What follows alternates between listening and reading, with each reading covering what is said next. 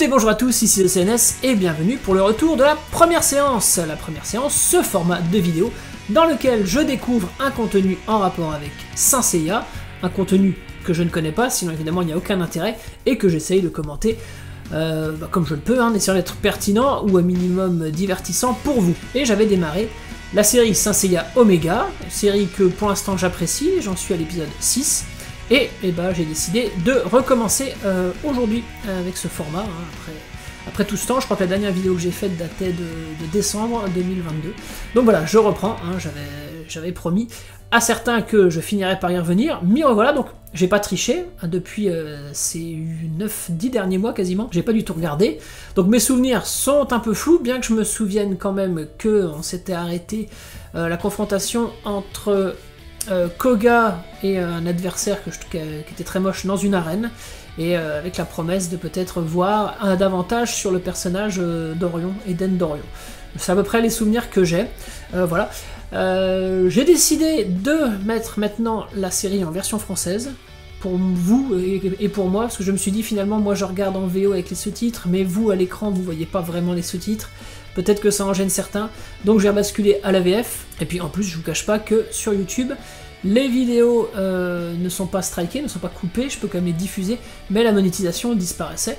Je me suis dit c'est quand même dommage de passer autant de temps et de ne pas en recueillir les fruits, donc j'ai essayé autre chose, c'est de passer en version française et en inversant l'image. Donc vous étonnerez pas, il y aura peut-être des moments où ça, pour ceux qui connaissent la série, vous aurez l'impression que c'est différent, c'est parce que en fait l'image je l'ai mise en miroir pour essayer de tricher le petit robot YouTube. Parce que ça je peux pas le savoir avant d'enregistrer, je ne le sais qu'une fois que la vidéo est montée et uploadée sur YouTube. Donc une fois que tout le boulot a été fait. Donc voilà, je tente comme ça, si je vois que ça change rien, je basculerai peut-être à la VO, vous me direz si vous préférez version française, version originale japonaise. Et donc on est parti pour 2 épisodes, donc épisode 7 et épisode 8 de Saint Seiya Omega. C'est parti les amis. Le chevalier Koga poursuit sa quête pour retrouver Athéna. Donc narration par Éric Legrand qui reprend son rôle, je crois qu'il y a aussi Virginie Ledieu en version française. Ça va faire jouer la nostalgie pour moi. T'es au courant, ton second tour demain ce sera contre moi. Tu pourras combattre avec les blessures que t'as. Faut à tout prix que je batte Soma. Même en rêve, mon petit Koga. On retrouve les blagues sur la nourriture qui font plus penser à Dragon Ball qu'à Saint Seiya pour le coup. Il faut à tout prix que je vois Saori. Et pour y arriver, personne ne doit me vaincre. Ouais, je sais, alors dors maintenant, hein. Sinon on sera jamais en forme pour combattre. Ça change ce duel entre amis où clairement ils savent qu'ils vont s'affronter et ils connaissent les raisons de chacun et de l'autre pour gagner. Donc c'est vraiment un combat d'amis mais sur un même plan, à la différence de ce qu'on voit dans la série d'origine où il n'y avait pas de vrai antagonisme, mais chacun avait ses propres raisons et ne les avait pas exposées à l'autre. Agui. Si tu continues comme ça, tu vas t'épuiser. Dites. Seiya, vous l'avez connu, vous? Ah, c'est intéressant ça. Plus ou moins. Eh oui, il m'a explosé la tronche. Je veux dire, c'était... Hein? Vous l'avez affronté? Mes attaques semblaient n'avoir aucun effet sur lui. Ça c'est marrant, ils ont pas du tout respecté le design du Colisée. Ils nous ont fait un Colisée à ciel ouvert alors que c'était pas à ciel ouvert quand ils l'affrontent dans la série. De nombreuses reprises grâce au météore de Pégase. Où qu'il soit, j'imagine qu'il continue encore à lutter farouchement avec toute sa détermination. Petite glorification sympa du héros originel, qui fait toujours plaisir. Qui est logique dans le contexte de cette série. Moi j'aime bien quand on rappelle les bases, ça me fait toujours plaisir. Et à travers ça, ça donne un peu de profondeur à Geki.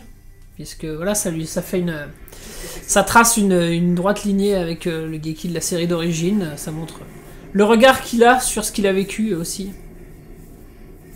C'est léger, mais c'est sympa. Et un style caractéristique qui réapparaît dans cet épisode et que j'aime bien, c'est cet ancrage très prononcé, façon dessin, en noir, autour de certains éléments des personnages. Là, notamment le point, où le trait autour du point était très marqué, comme on pourrait le faire sur un manga papier, pas sur un animé. Mais j'aime bien ce parti pris esthétique. Que je pourrais plus jamais perdre aucun combat. Vous voyez, là, ils le font sur son visage, ce style. Par contre, c'est clairement pas la vraie raison qu'elle vient d'exposer, parce que sinon elle serait pas aussi énervée. On va voir un de ces combats. N'empêche qu'on nous a toujours pas dit pourquoi l'armure de l'aigle avait été rétrogradée au rang d'armure de bronze. Hein. Bien, bien, bien. Je me rappelle plus si on avait déjà vu sa mise d'armure. J'aime bien le fait qu'ils apportent du soin à ces moments-là, parce que c'est hyper important. Hein. C'est les moments... Alors, Chevalier du Dauphin, avant, il avait affronté l'espèce d'espadon, là. Et le gars, vous avez remarqué, son armure, son col, voilà, bouge au vent, comme un vrai vêtement. Du coup, on n'est vraiment pas du tout dans le concept d'armure solide. Le parti pris est vraiment celui d'en faire des vêtements. Oui, c'est vraiment accentué, là. J'aime pas du tout, moi, ça. Et pareil, il a à nouveau un design hyper basique. Les épaulières, le casque, les jambières. Il n'y a aucun travail. Rien ne rappelle un dauphin. Donc, il y a... Ouais... Ces designs d'armure sont vraiment hyper pauvres. Hein. Ils ont mis à la poubelle quand même tout le concept des armures. Hein. Je comprends que c'est une critique qui leur a été formulée parce que on parle de chevalier, on parle d'armure à mettre sous forme totémique et ça disparaît complètement. Allez, je me concentre. Mais bon, je pense que c'est un combat hyper basique, il n'y a pas d'enjeu, donc mon intérêt est limité. Mais lui, il a un chara-design qui est quand même plus abouti que celui du personnage qu'a affronté Koga. Et on a à nouveau l'impression qu'il n'y a absolument aucun public dans cette arène.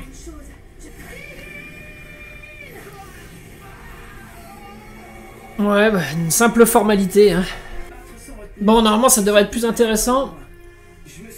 Bon, là, on va perdre un petit peu de temps d'épisode en nous montrant les mises d'armure. Mais bon, ça fait toujours plaisir. Bon, lui, pour le coup, c'est la même. Hein, je me souviens bien de la sienne. Et puis Koga, pareil. Et je vais pas leur reprocher de faire ça alors que la série le faisait déjà énormément. Puis c'est un peu ce qu'on a envie de voir aussi hein, quand on regarde ça. Hein. C'est comme... dans tous les Sentai, quand les personnages se transforment, oui, ça permet de gagner du temps d'épisode, mais en même temps, c'est ce qui est stimulant, en fait. En tant qu'enfant, c'est ce qu'on aimait bien reproduire, ces moments de transformation du personnage. C'est ce qu'on attendait tous. Bon, petits enchaînements basiques, mais voilà, on a un peu du combat à mano à mano. Chacun de nous progresse et devient plus fort grâce à l'autre. Et c'est comme ça que les chevaliers se perfectionnent. Eh oui! Du coup, mais là, c'est sympathique, hein, mais le fait que ce soit des combats amicaux fait qu'il n'y a pas d'enjeu pour moi. Donc bon, j'attends la suite, quoi. Le seul enjeu, c'est qui va gagner, mais à la limite, on s'en fiche un peu. Que ce soit Koga ou que ce soit Soma, pour moi, ça change pas grand-chose. Donc ouais, ça manque de véritable enjeu, là.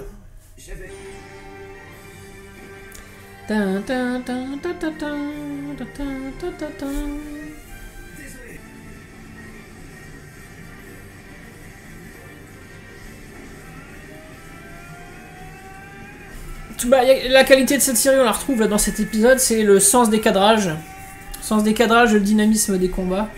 Avec des postures très, très exagérées, mais que j'aime bien, qui donnent du style et du dynamisme. Voilà, on se contente de ça en attendant de véritables enjeux plus tard. Sans surprise. Koga a vaincu. Ah, on a eu vraiment un cheminement classique. Soma a eu l'air de prendre l'avantage. Petite apparition de Seiya, regain de motivation, développement du cosmos, coup final, fin du combat. Très classique. Très classique, voilà. Pas passionnant. Pas pourri, mais pas passionnant. On a hâte de passer à la suite, en fait. Mais parfois, dans les séries, voilà, dans la narration, il y a des passages obligés, quoi. Après, c'est toujours bien quand les passages obligés, ils arrivent à mettre saupoudrer des petites touches d'originalité qui font que... Bon, c'est quoi le prochain combat? Ça serait bien qu'on passe à Eden Dorion, là. Parce que là, il y aura véritablement un enjeu, normalement. Qu'est-ce qui se passe? Très bien, ce n'est donc plus qu'une question de minutes avant l'arrivée de son Altesse Athéna. Ah, voilà.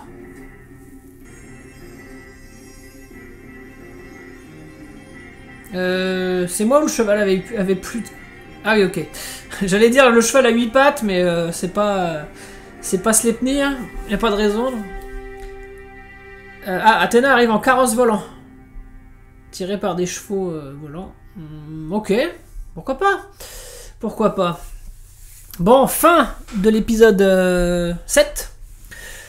Ouais, dans la droite lignée de celui d'avant, peut-être en mieux dessiné quand même, mais bon, on a eu le combat de Yuna, et puis le combat donc, qui était vraiment purement factuel, hein, qui était juste là pour illustrer sa progression. Ils auraient très bien pu l'ellipser, que ça aurait été la même. Bon, c'était l'occasion de mettre un peu le personnage en avant. Et le combat, donc, Koga Soma, un déroulement hyper balisé, hein, on s'y attendait. Voilà, pour respecter les forces de l'un et de l'autre. Voilà, il n'y a pas d'enjeu, il n'y a pas eu d'animosité qui est créée par ce combat. Pareil, c'était du passage obligé. Et puis on a eu un tout petit moment dans l'académie, là où on a eu à nouveau remis, pour garder un peu l'enjeu, de la rivalité entre Koga et Eden. Donc voilà, un épisode ni bon ni mauvais, un épisode voilà, qu'on prend, qu'on regarde, et on passe à la suite.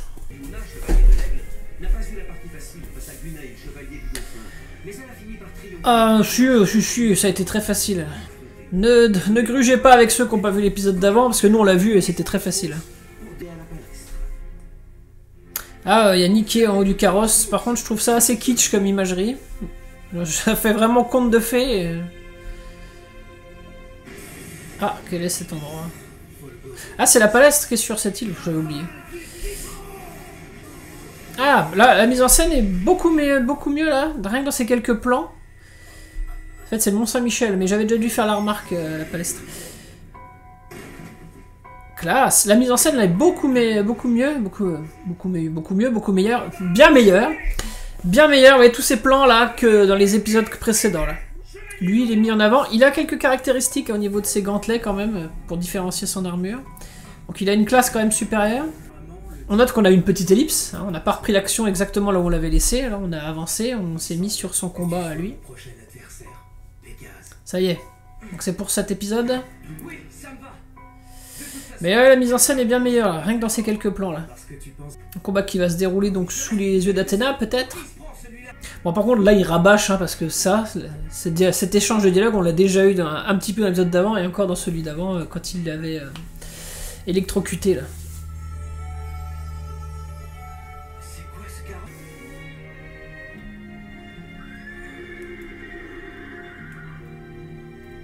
Je pense que le design de la palestre s'est inspiré du Mont-Saint-Michel. Ça y fait quand même vachement penser. Hein. Nu-pied, comme une hippie.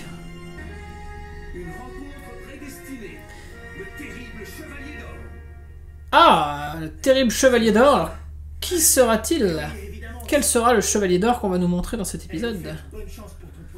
Ou alors c'est Seiya. Ah, Yuna va affronter Shiryubis, j'ai oublié son nom. Ryuo, je crois. Ah, donc on va peut-être pas avoir le combat contre Eden dans cet épisode. Et donc pas dans cette vidéo de la première séance, ça sera pour la prochaine peut-être. Y a pas de garde dans cette école. Enfin oui, c'est une école, vous allez me dire. Saori se déplace sans garde. Ah. Bah si, en fait.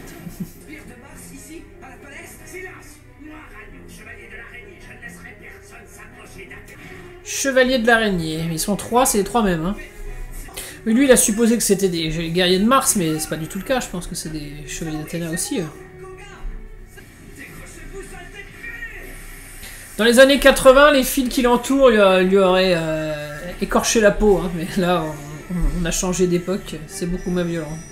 Bon, la musique fonctionne toujours aussi bien. Hein. Le point lumineux de Pégase. Pas mal, ça. Ils se battent dans l'obscurité et la technique éclaire tour à tour chaque coup qu'il met. L'idée de mise en scène est bonne. Le réalisateur est plus compétent hein, sur cet épisode-là. Bon, après, ils nous ont fait 3 ennemis qui étaient des clones. On les a même pas vus, du coup, le fait de les avoir mis dans l'obscurité a permis ça. Encore une économie de design. J'espère qu'on reviendra dessus quand même pour nous dire ce que c'était. Et c'est évidemment pas Athéna. Pas Saori. Eh non! C'est qui ça? C'est quelqu'un qui a besoin de vitamines là parce qu'elle a l'air fatiguée, elle va faire un malaise. Un petit malaise vagal d'ici une minute ou deux là. Ah mais je crois que c'est un chevalier d'or elle. D'où le titre. Je crois avoir vu ça Parmi les quelques bribes que j'ai pris au gré des années autour de cette série, il me semble que c'est un chevalier d'or, peut-être le chevalier d'or des Gémeaux. On le saura bientôt. Ah, se réveille. C'est pas... Je sais que je ne suis pas Athéna. Oui, Je ne sais pas qui je suis. qui je suis. Je ne sais plus.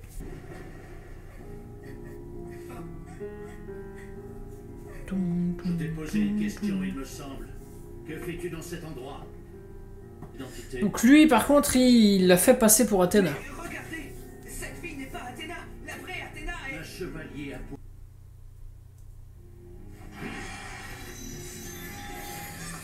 Ok, donc c'est lui qui la maintient en son pouvoir. Qu'est-ce que vous lui faites?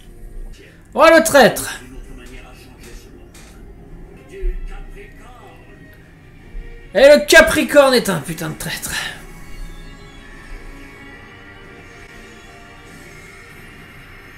Regarde, c'est une armure d'or. Quoi? Une arme d'or? J'apprécie qu'ils aient gardé le casque intégral Les domaines sont pas. apporté par Araki. Là, le design, on le reconnaît quand même, hein, même s'ils lui ont mis ces espèces de collerettes sur un gros balèze. Bah, je pensais pas qu'il se révélerait aussi vite dans la série, donc...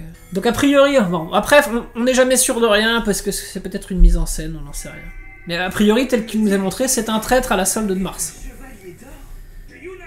Et on reprend en parallèle les enjeux du tournoi, mais bon, ça, à la limite, c'est de passer au second plan, ça l'était déjà, puisque là, on bascule sur des nouveaux enjeux plus intéressants au niveau du scénario. Je pense que c'est le Chevalier du Dragon qui va gagner, je me rappelle plus du nom. Ryo, je crois. Toi aussi? Ou alors ils vont pas combattre et ils vont aller rejoindre Koga. Peut-être. Ça évitera de trancher le... Sympa le petit dézoom pour resituer l'action. Pour la spatialiser.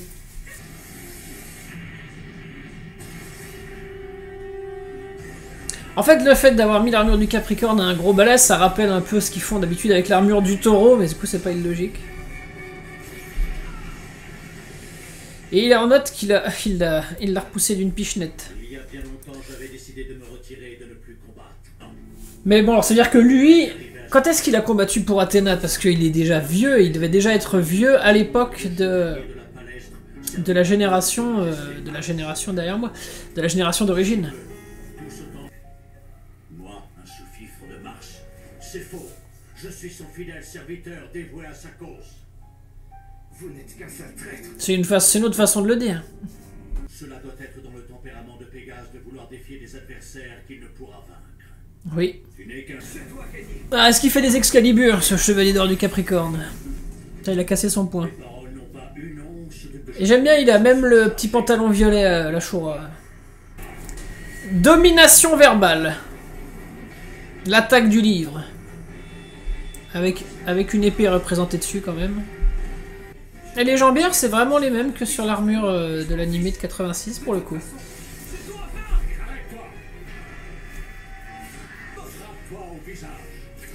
Ah, c'est intéressant comme technique de combat. Bah, puis je trouve ça intéressant, je trouve ça cool. Ouais, voilà. Là, ça rappelle un peu Shaka avec la perte d'essence. Ouais, c'est intéressant. Je trouve ça cool que pour une fois, il n'ait pas les arcanes de son prédécesseur. Même si même chez Kurumada tend à instaurer cette idée que les chevaliers d'or, chaque chevalier par rapport à sa constellation a les mêmes techniques que les anciens, que les techniques se transmettent de génération à génération.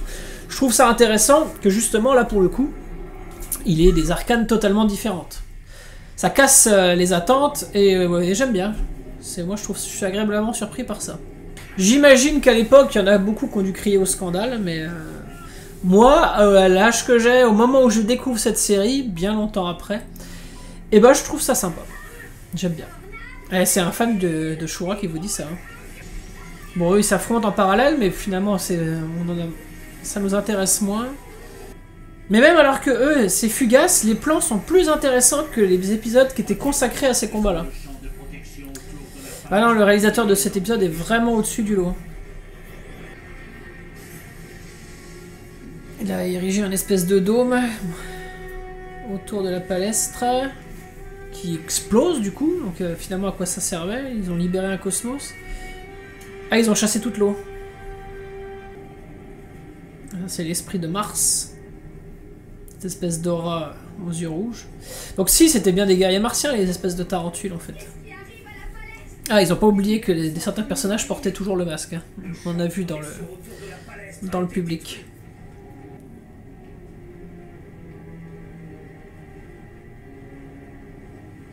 Bon, au final, Eden va sûrement devenir un allié dans l'action et pas par une confrontation directe au cours du tournoi. Vu la tournure que prend le scénario. Visiblement, c'est une prison. Un martien.